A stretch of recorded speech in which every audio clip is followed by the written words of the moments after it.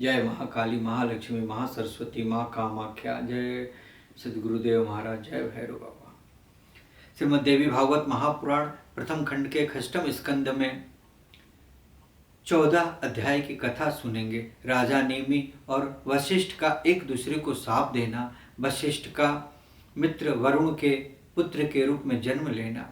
जन्मेजय बोले, हे महाभग, ब्रह्मा के पुत्र मुनि वशिष्ठ का मैत्रा वरुणी यह नाम कैसे पड़ा? हे वक्ताओं में श्रेष्ठ, किस कर्म अथवा गुण के कारण उन्होंने यह नाम प्राप्त किया? उनके नाम पढ़ने का कारण मुझे बताएं। व्यास जी बोले, हे नृपश्रेष्ठ, सुनिए। वशिष्ठ जी ब्रह्मा के पुत्र हैं। उन महातेजस्वी ने निमि के शाप से वह शरीर त्याग कर पुनः जन्म लिया। हे राजन, उनका जन्म मित्र और वरुण के यहाँ हुआ था, इसलिए इस संसार में सर्वत्र उनका मैत्रा वरुणी यह नाम विख्यात हुआ। राजा बोले, राजा निमि ने ब्रह्मा जी के पुत्र धर्मात्मा वशिष्ठ को शाप क्यों दे दिया? राजा का वह दारुण शाप मुनि को लग गया, यह तो आश्चर्य है। हे मुने, निरपराध मुनि को राजा ने क्यों शाप दिया? हे धर्मज्ञ, उस शाप का कारण यथार्थ रूप से बताएं। व्यास जी बोले, इसका समयक रूप से निर्णित कारण तो मैं आपको पहले ही बता चुका हूँ। हे राजन, यह संसार माया के 3 गुणों से व्याप्त है। राजा धर्म करे और तपस्वी तप करे, यह स्वाभाविक कर्म है, परंतु सभी प्राणियों में मन गुणों से आबाद रहने के कारण विशुद्ध नहीं रह पाता। राजा लोग काम और क्रोध से अभिभूत रहते हैं और उसी प्रकार तपस्वी गण भी लोभ और अहंकार युक्त होकर कठोर तपस्या करते हैं। हे राजन, क्षत्रिय गण रजोगुण से युक्त होकर यज्ञ करते हैं, वैसे ही ब्राह्मण भी थे। हे राजन, कोई भी सत्वगुण से युक्त नहीं था। ऋषि ने राजा को शाप दिया और तब राजा ने भी मुनि को शाप दे दिया। इस प्रकार देवाश्व सात दोनों को बहुत दुख प्राप्त हुआ। हे राजन, इस त्रिगुणात्मक जगत में प्राणियों के लिए द्रव्य शुद्धि, क्रिया शुद्धि और उज्ज्वल मन शुद्धि दुर्लभ है।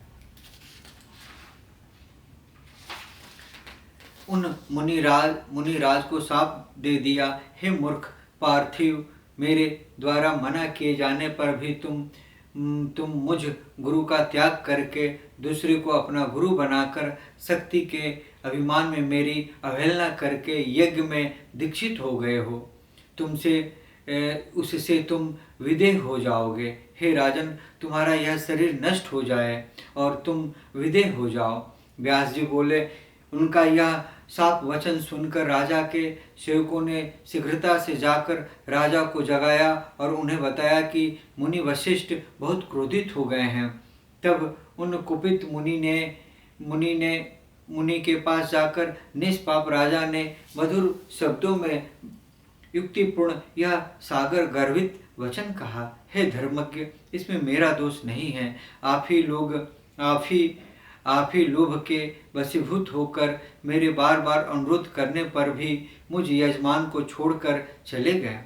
हे विप्रवर, हे ब्राह्मण श्रेष्ठ, ब्राह्मण को सदा संतोष रखना चाहिए। धर्म के इस सिद्धांत को जानते हुए भी ऐसा निंदित कर्म करके आपको लज्जा नहीं आ रही है। आप तो साक्षात ब्रह्मा जी के पुत्र और वेदांगों के सर्वश्रेष्ठ ज्ञाता हैं, तो भी आप ब्राह्मण धर्म की अत्यंत कठिन और सूक्ष्म गति को नहीं जानते। अपना दोष मुझ में आरोपित करके आप मुझे व्यर्थ ही शाप देना चाहते हैं। स्वजनों को चाहिए कि क्रोध का त्याग कर दे, क्योंकि यह चंडाल से भी अधिक दूषित है।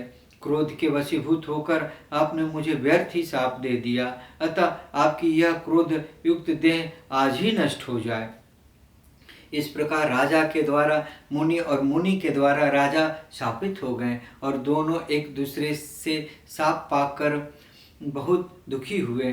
तब वशिष्ठ जी अत्यधिक चिंतातुर होकर ब्रह्मा जी के शरण में गए और उन्होंने राजा के द्वारा प्रदत्त कठिन शाप के विषय में उन्हें निवेदन किया। वशिष्ठ जी बोले, हे पिताजी, राजा निमि ने मुझे शाप दे दिया है कि तुम्हारा यह शरीर आज ही नष्ट हो जाए।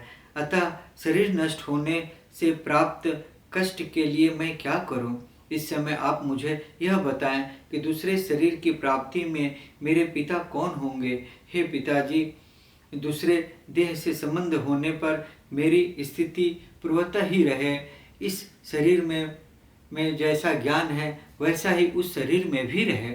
हे महाराज, आप समर्थ हैं, मुझ पर कृपा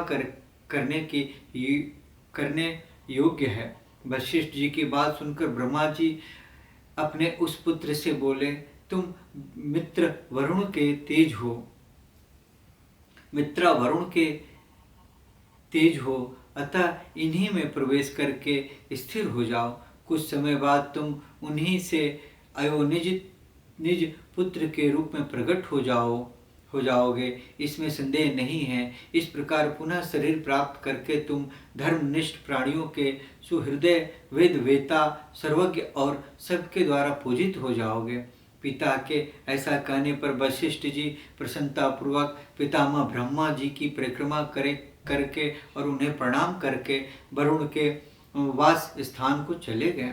वशिष्ठ जी ने अपने उत्तम देह का त्याग करके मित्र और वरुण के शरीर में जीवाश्म रूप में प्रवेश किया। हे राजन, किसी समय परम सुंदरी अप्सरा उर्वशी अपनी सखियों के साथ स्वेच्छापूर्वक मित्र वरुण के स्थान पर गाई। हे राजन, उस रूप यौवन से संपन्न दिव्य अप्सराओं को देखकर वे दोनों देवता कामातुर हो गए और समस्त सुंदर अंगों वाली उस मनोरम देव कन्या से कहने लगे, हे प्रशस्त अंगों वाली बेवश तथा व्याकुल हम दोनों का तुम वर्ण कर लो, और हे वर्णवारिणी, तुम अपनी इच्छा से अनुसार इस स्थान पर विहार करो। उनके इस प्रकार कहने पर वह देवी उर्वशी मन स्थिर करके मित्र वरुण के घर में उन दोनों के साथ विवश होकर रहने लगी। प्रिय दर्शन वाली वह अप्सरा उन दोनों के भावों को समझकर वहीं रहने लगी। देवास्त्र वहां रखे हुए एक अवाहरण रहित कुंभ में दोनों का वीर्य स्खलित हो गया। हे राजन, उनमें से दो अत्यंत सुंदर मुनि कुमार ने जन्म लिया। उनमें से पहले अगस्ती थे और दूसरे वशिष्ठ थे। इस प्रकार मित्र और वरुण के तेज से वे दोनों ऋषि श्रेष्ठ तपस्वी प्रकट हुए। महातपस्वी अगस्त्य बाल्यावस्था में ही वन चले गए और महाराज इक्ष्वाकु ने अपने पुरोहित के रूप में दूसरे बालक वशिष्ठ का वर्ण कर लिया।